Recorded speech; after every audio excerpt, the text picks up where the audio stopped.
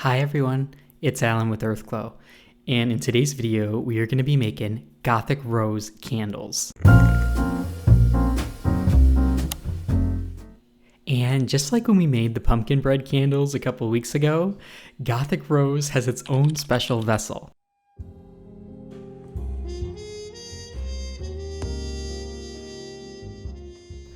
And for this one I'm using cement all as well as direct colors to get this beautiful deep blood red. And you do need quite a bit of this red color.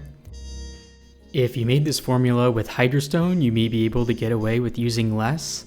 However, because this is an oxide pigment, you may suffer from efflorescence. And I talk about that a lot in my Patreon, and I'm happy to do another video on it on the YouTube channel. But that is one thing that hydrostone is more prone to. So for this particular one, I am using cement all, and I always like to start out by just mixing in my pigments with my dry cement.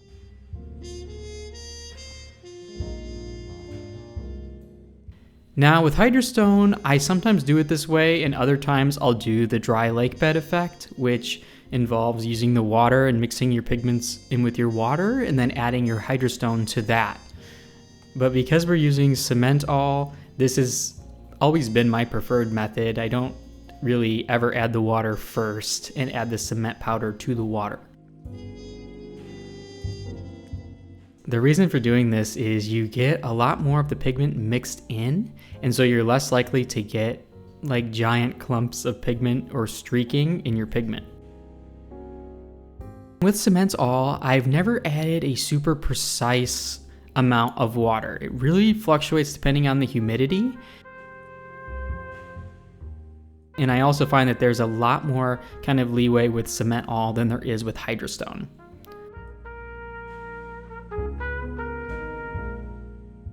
Now for this formula, I am using the Modern Craft Labs 3-inch tulip mold. And this is probably one of my favorite molds for making concrete candles. I started out with this mold and I don't know, I've still to this day been really drawn to it. It works really well as a planter once your customer finishes the candle. So what I like to do is kind of get each of these started, and then after I've gotten a good amount into each one, probably I'd say about halfway full, I will go back and fill them the remainder of the way. This allows me to work with about the same consistency batter throughout the process. I don't want it to get too thick. And then I'll just kind of go back through and top them all off. This is such a nice deep blood red.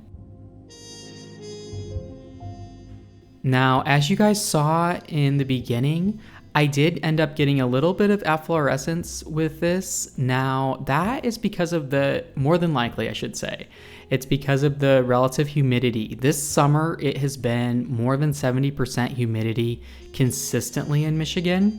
And that is even with using a dehumidifier where I am curing these. So the efflorescence that you saw in the beginning of this video, that is just what you're gonna have to deal with if you live in a more humid climate. I don't consider a small amount of efflorescence really a problem. It's just an aesthetic thing, but I don't even consider it. I mean, this is an organic product, and that is just one of the things that you have to deal with sometimes. And so I feel like most customers, I've never once had a customer complain about it, but I feel like some customers are always going to find something, you know, and for those ones, maybe concrete candles just are not their thing, because they are all going to be organic and perfectly imperfect. So I'm going in with this little tool on the top portion just to kind of even out. My goal when I'm making these is always to get that top portion flush with the top of the vessel, and it's very hard to see in the video from this angle, but there's a little tiny lip at the top of the vessel, and so I want them all to be flush with the top of that lip.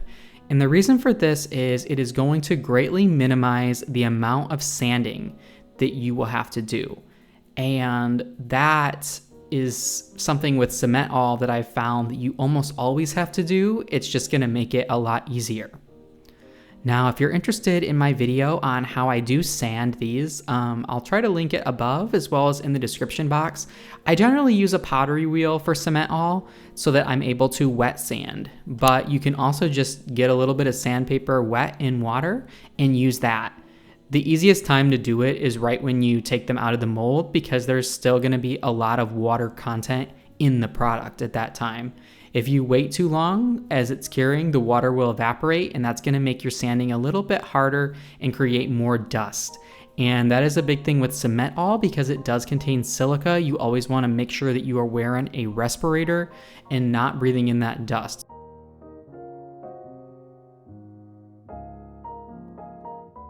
So when you're sanding, you wanna be doing that just like you would sand if you were making a piece of pottery. You'd always wanna be doing that wet. All right, so I'm just gonna make some more of these. And this cement all in the US, you can get right at the Home Depot, and it's pretty inexpensive, I would say. But since you are dealing with that gray concrete base, you do have to add quite a bit more pigment in order to get a deeper color tone.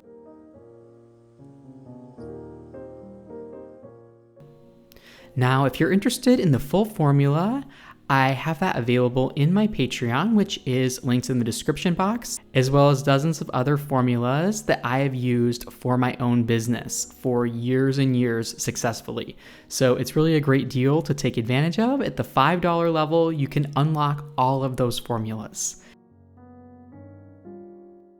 So once again, just giving this a really good mix. Now, when I make these, I tend to, after I've made them, wait at least, I would say, about 5 days with cement all. You could probably get away with like 3 days. It really depends on your climate. And as I always say, you can weigh these every day. And when they stop losing weight, whatever your reference vessel is, when it stops losing weight, you know that it is fully cured. But I generally, in my climate, it takes about 5 days on average. And then I will go ahead and seal them with Earth Safe Finishes preserver/sealer. I just do 2 coats on the inside for this one. I like to keep the outside matte. I feel like it really adds to the effect of this being kind of a Gothic candle. But you can absolutely seal the outside as well. You could use a varnish, or you could use Earth Safe Finishes preserver/sealer on the outside.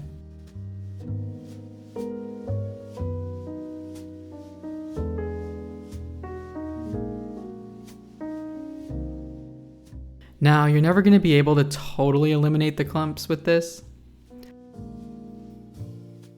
So this is about 3 hours later. I am going ahead and demolding, and you can see at the base how there is a little bit of efflorescence there. Some of that may decrease as these cure. However, since it has been so humid this summer, it's just kind of the nature of the product.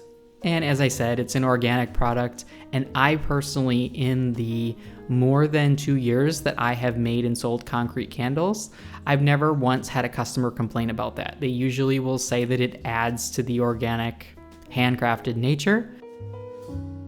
Just keep in mind when you're posting photos to your website that you don't want to edit any of that out. You want people to see a representative photo of what they're gonna get.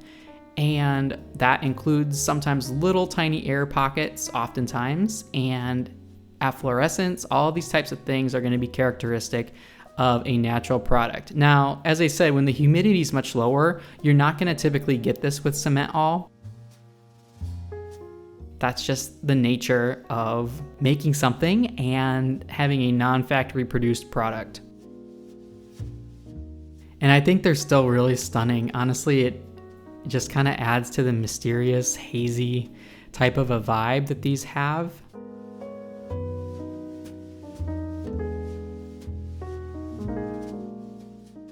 All right, so we are going to be making candles. And as I said earlier, the full formula will be available in my Patreon.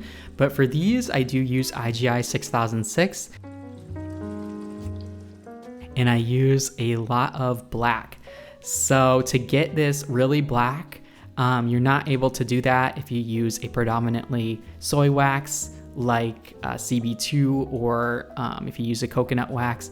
Paraffins, this is a 70-30, 70% paraffin, 30% soy, IGI 6006 that is. You're able to get that much deeper coloration.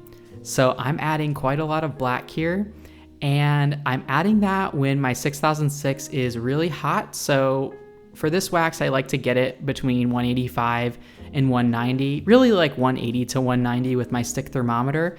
And then I'll add my dye immediately before I add my fragrance, and then I will mix that dye in thoroughly.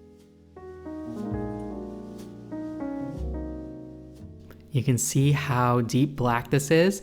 And then for the fragrance, we are going to be using Dark Rose and Labdanum by Makesy. This candle has been so popular, and people just go crazy over this fragrance combined with the vessel. And then you guys will see how we're going to add some mica at the end to give it that type of a glittery vibe. Now, when you do add the fragrance, make sure your dye is totally mixed in before you do it. And then after that, I will pour this into my piston funnels. And I always have these guys linked below, but they're just a must for concrete candles. It really minimizes your spilling. And then with 6006, you do have to go in and poke what are called relief holes. This wax automatically will create sinkholes, and this will kind of help you to fill them in. And you'll see how later I go back through with a heat gun to fill in those relief holes that I've poked, so that I don't end up with sinkholes in the end product. Now, as I mentioned a lot, you'll see some of my candles double wicked and some single wicked in this particular vessel. It really depends on the fragrance that you're using, is what I find. And I will often test multiple wicks and waxes with a given fragrance to figure out which is going to be the best combination for that particular fragrance. And I know that's a lot of work, but I promise you it is worth it when your customers keep going crazy over your candles and coming back for them. This candle just smells so mysterious. We're gonna be adding some mica on the top here. You can use any mica, just add a little tiny bit to the top, and then we're gonna use a heat gun to get that into the surface. But yeah, this candle just smells mysterious and like you're in a haunted cemetery, but it also has that sort of luxurious romantic component to it as well.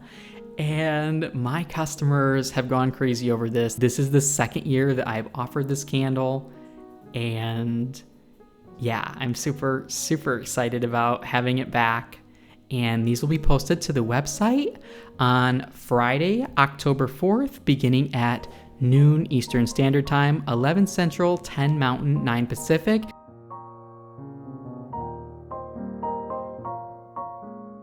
This candle historically has sold out very fast, so make sure you get there right when it launches, and I will also have a discount code available to all my patrons.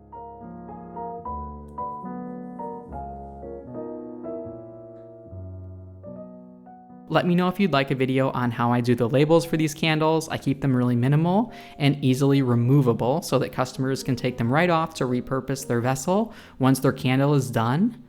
But anyways, don't forget to give this one a thumbs up if you did enjoy. And once again, the full formula to these is available in my Patreon, which is linked below.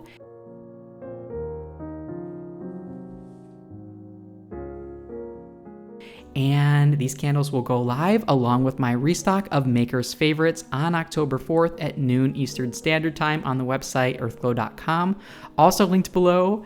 I hope you guys enjoyed this video. I'm sending all of you peace, love, and light, and I'm wishing all of you happy candle making.